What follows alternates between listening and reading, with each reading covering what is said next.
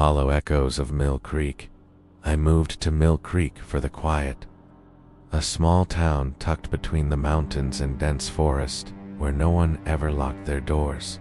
The first few nights were peaceful, just the wind through pine branches and the faint babble of the creek behind my house. But on the third night, I heard a voice calling my name softly from the darkness outside, too low to be human. I froze, listening. The sound was closer than I thought, almost right at the edge of my porch. Yet when I looked, nothing stirred.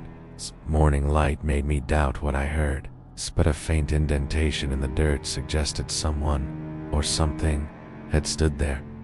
Workdays were normal, mundane even, but every evening as darkness fell, I'd hear subtle whispers drifting from the tree line at the back of my yard. One night, I left a light on in the living room, hoping to catch a neighbor, a stray, anything. The whisper stopped abruptly.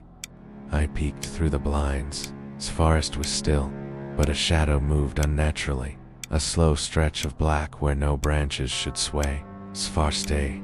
I tried recording it on my phone, but the microphone only captured static and faint, garbled syllables, impossible to decipher. A week later, my dog vanished for a few hours, returning with wet fur and an odd, trembly whine, eyes fixated on the forest.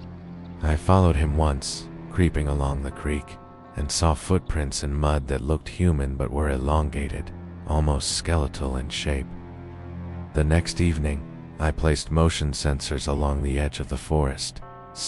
The alerts pinged constantly, but no one was ever visible on camera. One sensor caught a fleeting figure, tall, thin, limbs bending oddly as it crossed the path and disappeared into the trees without a sound. I started seeing patterns, the whispers, the footprints. Even broken twigs, they all appeared in sync with the moon, small but deliberate, as if timed.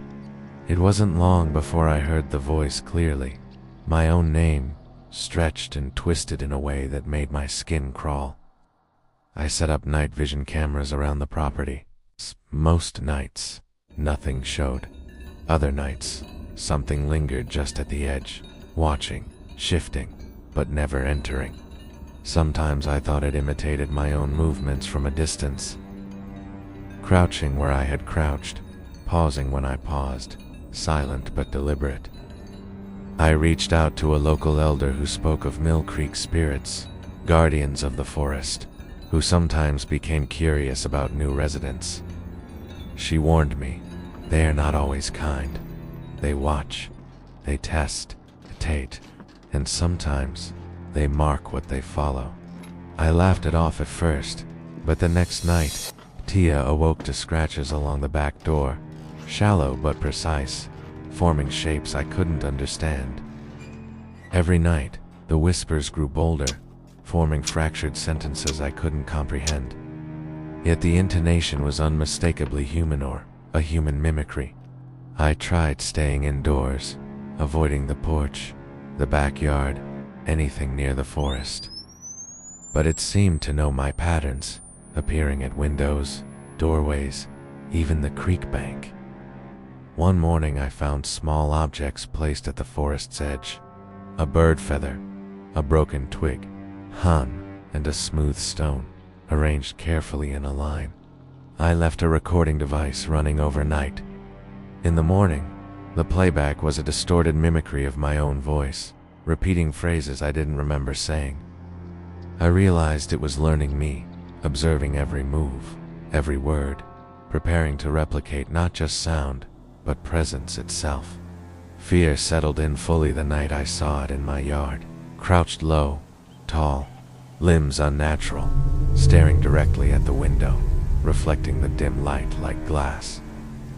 I held my breath, convinced a twitch would give me away, and the figure didn't move until I dared to step away from the glass. I called the elder, desperate, and she advised, do not challenge it, do not run, do not acknowledge it beyond survival. It wants your attention, okay? I tried ignoring the presence, going about my life, leaving food for the dog, tending the yard, okay, and pretending the forest was empty. Some nights, I'd hear my laughter echoing from the trees, warped, slow, and hollow, sending a chill that rooted me to the floor.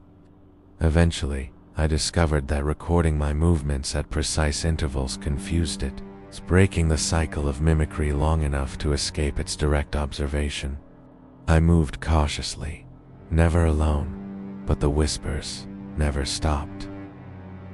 They followed me into town, lingering just beyond hearing, a reminder that someone or something watched.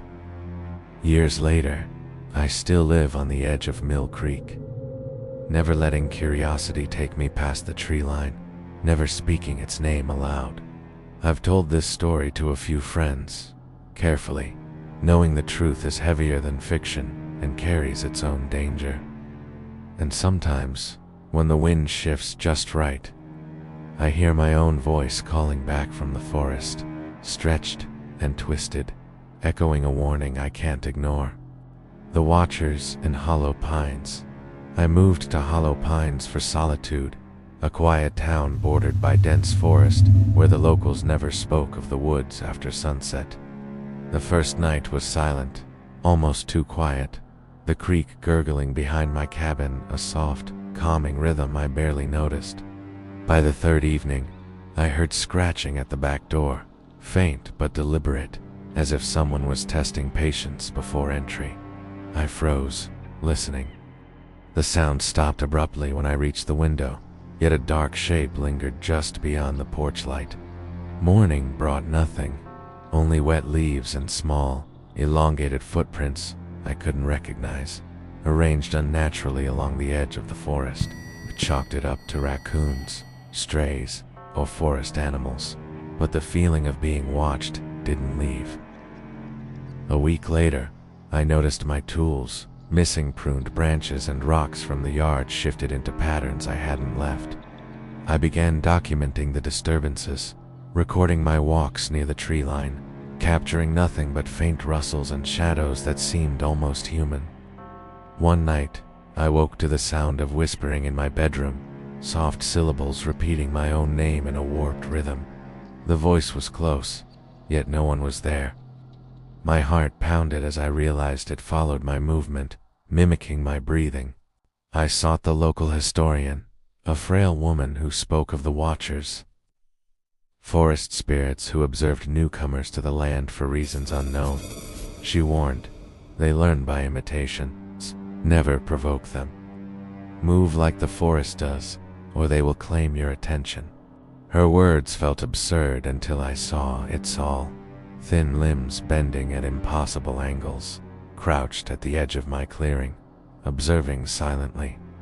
I froze mid-step, pretending to be still, counting heartbeats, willing it to mistake me for nothing more than a shadow.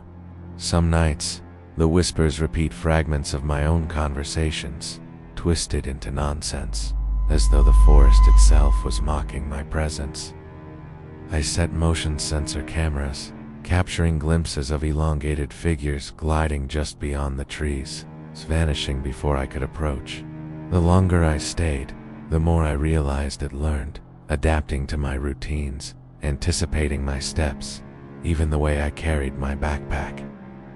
One morning, I found a small collection of items at the tree line, a broken branch, a stone, and a feather, all carefully aligned. I experimented with leaving decoy movements, walking in loops, shifting tools randomly, and the Watchers became confused, following the false paths for hours. The forest seemed alive with intent, shadows stretching in impossible directions, every rustle amplifying the sensation that I was not alone. I tried reasoning with it, speaking aloud, but the mimicry returned, my words twisted, slow, hollow, almost unintelligible, but distinctly my own. Tickly, my dog, once fearless, refused to leave the cabin, growling at corners where nothing seemed to exist.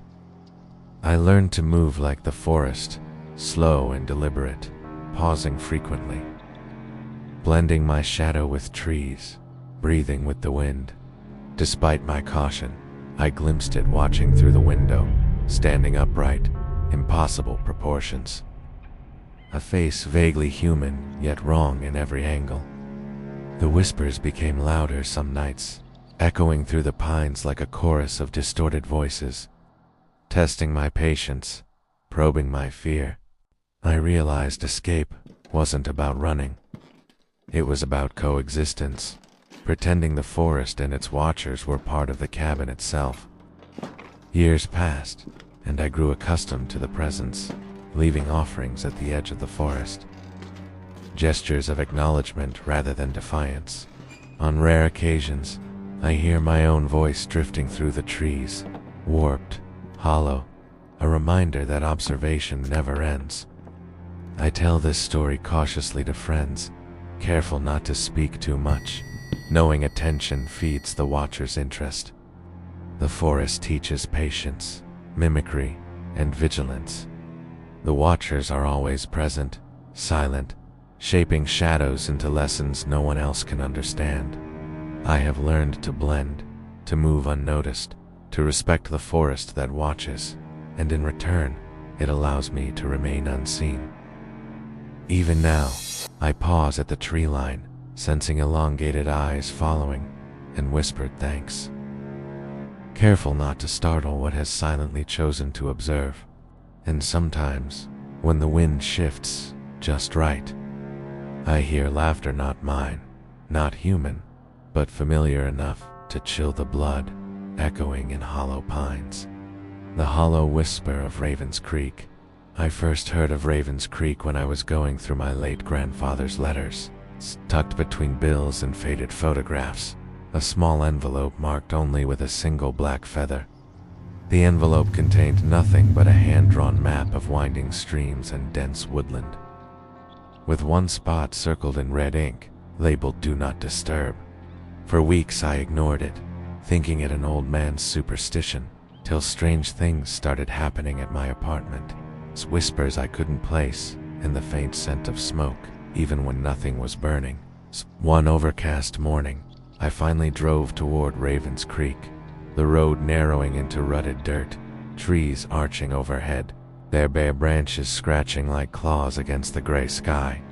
I parked where the map indicated a small clearing, the air thick and damp, and stepped out, boots sinking slightly into the moss-covered ground, feeling the first prickling of unease.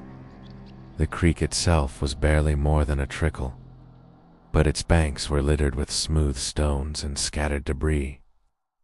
Remnants of old fires, broken pottery, and shards of glass catching what little light filtered through. Off to my left, partially hidden behind a tangle of hemlock, stood a cabin, so small and weathered it looked as if it might collapse under its own age. Yet a faint plume of smoke drifted from its crooked chimney. I approached cautiously, noticing symbols carved into the doorframe, circles and lines, interwoven in a pattern I didn't recognize. But they carried an almost magnetic pull, like they were warning me and drawing me closer at once.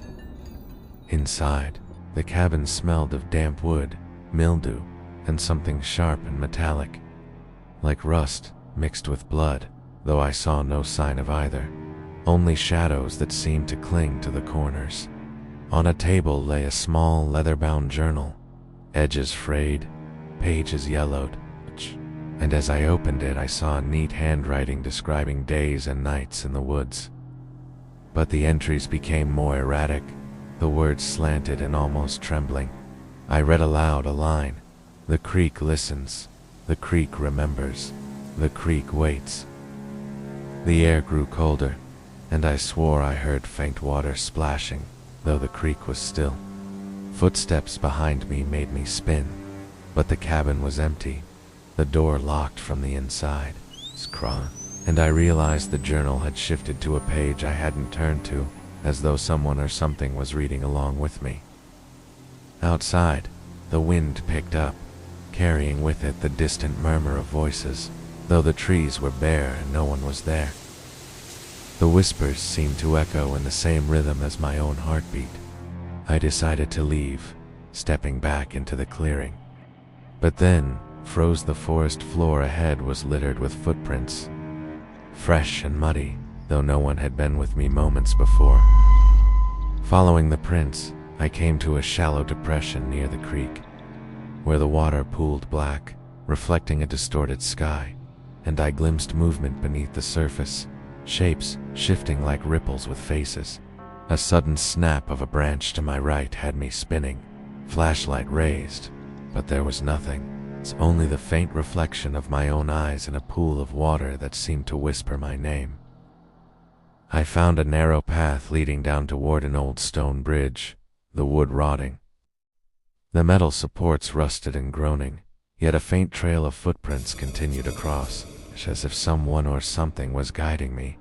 Beneath the bridge, the creek widened, and I saw dozens of small tokens nailed to trees, carved figures, animal bones, and tiny dolls, each pierced with pins and etched with the same cryptic symbols from the cabin door. A chill ran down my spine, and I noticed that the creek itself seemed darker under the bridge, almost viscous, moving slowly, reflecting shapes that weren't my own, and I realized they were watching me.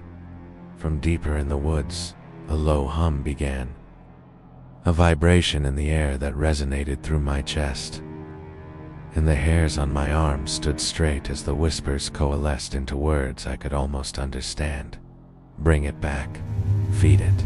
The hollow remembers. Tone. I didn't know what it meant, but instinct told me to run, though something compelled me forward, toward the creek and the shadows that clung to its banks. I spotted a small stone staircase descending into the creek's edge, slick with moss, and I began the descent slowly, each step echoing unnaturally, though the forest was otherwise silent. At the bottom, a cavernous hollow opened beneath the creek, its water dripping from jagged stalactites, and I felt the weight of centuries pressing in, as though the forest itself was alive and breathing around me. The journal, now inexplicably in my hands, fluttered open, pages turning on their own, revealing diagrams of the hollow, strange sigils marking where shadows gathered, and notes warning of something that feeds on memory and blood. A warm breeze, oddly fragrant and metallic, swept through the hollow, carrying with it the faintest of laughter, high and thin, almost childlike, echoing off the stone walls, though no one was there. I tried to leave, but the path back had vanished, replaced by jagged rock and shallow pools that reflected faces from the journal's sketches. Eyes, watching, unblinking, as if judging my trespass. The water at my feet began to ripple violently, forming shapes that resembled people, familiar, but wrong, distorted, as if someone had painted memories into flesh and shadow, and they began whispering in unison. It eats the years. It takes what you leave. It waits. The words rolled over me like a tide, and I stumbled backward, feeling the hollow pulling me in. My own reflection in the water, twisting, melting. In a moment of clarity, I realized the only way out was to return the journal to the cabin, though it now weighed more than my body could carry, as if bound by unseen hands, anchored to the creek.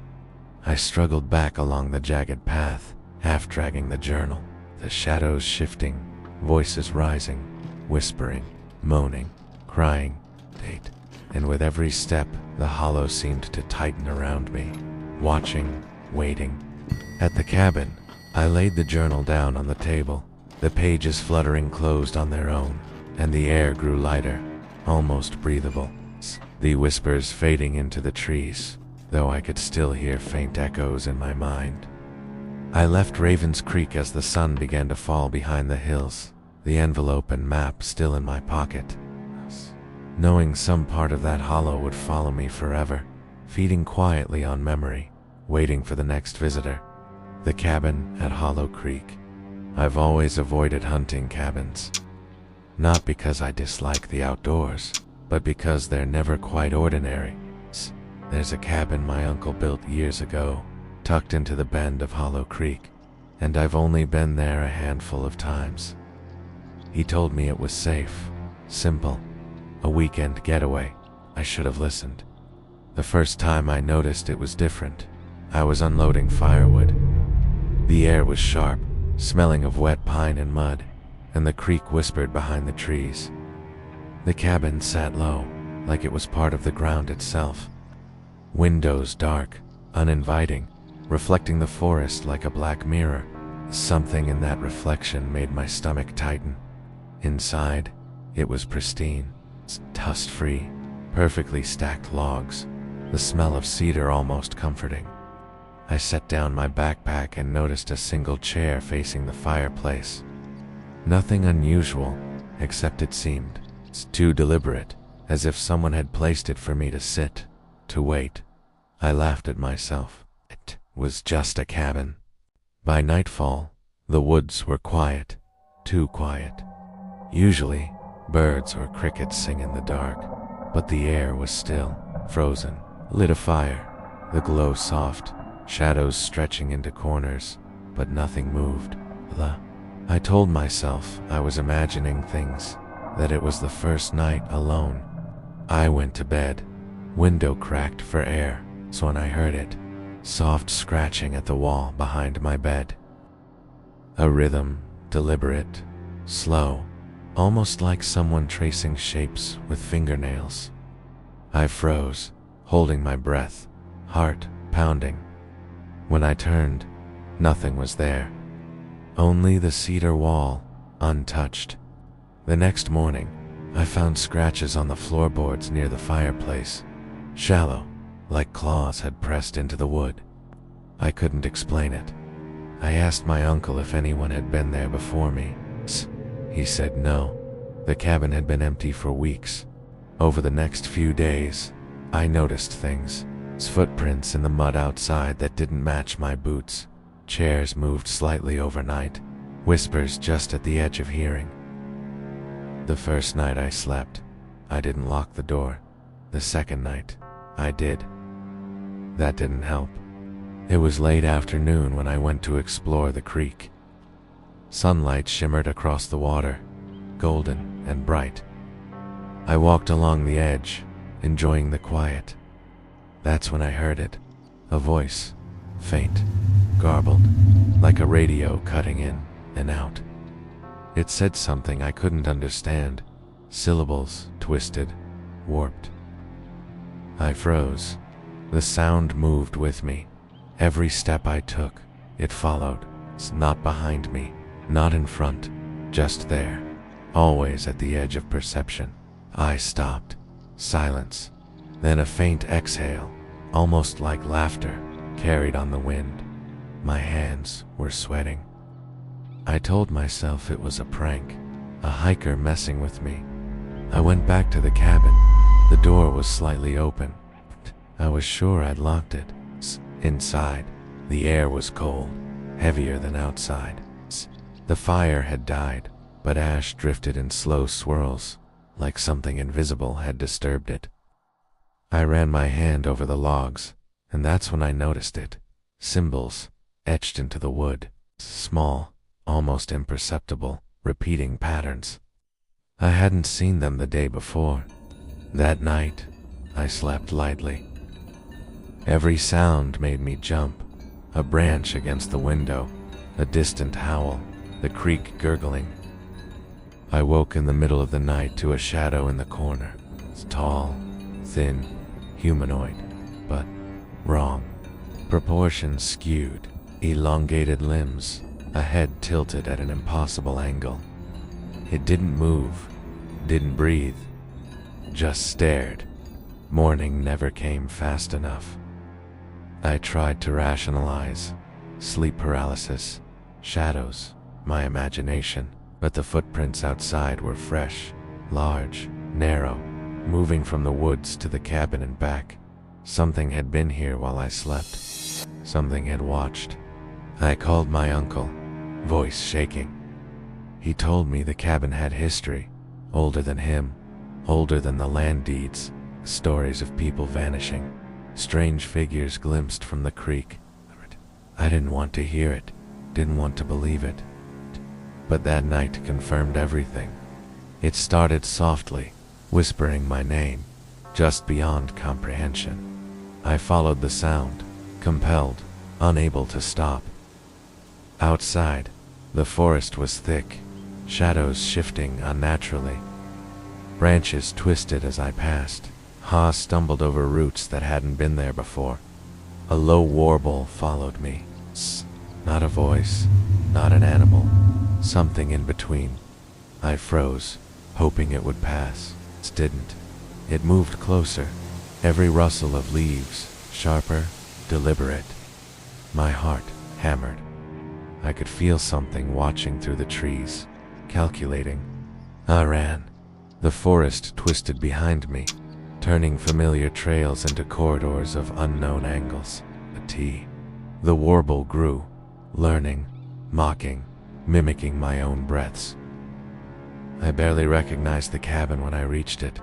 Windows dark, chair moved again, the door wide open. Inside, the fire had reignited, burning blue for a brief second before returning to orange. The shadow was gone. But the scratching continued, circling me, coming from the walls, ceiling, floor. I pressed against the logs, trying to find the source. Nothing but the air. I slept in the chair that night, fully clothed, knife in hand. The scratches never stopped. At first, random, then patterns. Letters, symbols, names I didn't recognize. I traced them lightly with my fingers. Each symbol made the air heavier, denser, as if I was breathing underwater. By the third day, I stopped leaving the cabin. Food brought by my uncle. Short trips outside only in daylight. Even then, I felt watched. Something followed me on the trail. Something patient, never hasty, just observing, learning. I noticed that the scratches and symbols seemed to respond to me. When I ignored them, they multiplied. When I stared, they receded. Like a conversation in a language I couldn't speak. One night, a figure appeared at the window. Not the shadow this time, but a shape. Tall, slender, humanoid. His hands pressed to the glass, elongated fingers, like roots. His head tilted, eyes impossible, observing. I didn't blink, didn't move, just held the gaze. It vanished before dawn. I didn't sleep again. By morning, I saw the creek differently. Small ripples moving against the current, leaves turned backward, footprints in the mud, but no source. And the symbols inside the cabin now joined by a fresh etching. My name. I left that day, packed quickly, leaving the cabin as untouched as possible. I glanced back once. The shadow in the window lingered, watching me go. I felt no relief, only understanding. I had trespassed, observed, and been observed. Back in town, life seemed normal. Friends joked about my time at the cabin. I laughed, avoiding the truth. I didn't tell them about the voice, the scratches, the figure. I didn't tell them about the creek, how it moved, or the air, heavy and sentient. I can't go back. But sometimes, at night, I hear scratching at my walls, faint, rhythmic. See symbols in the corner of my vision, and I know I left something behind at Hollow Creek, and it's learning from me.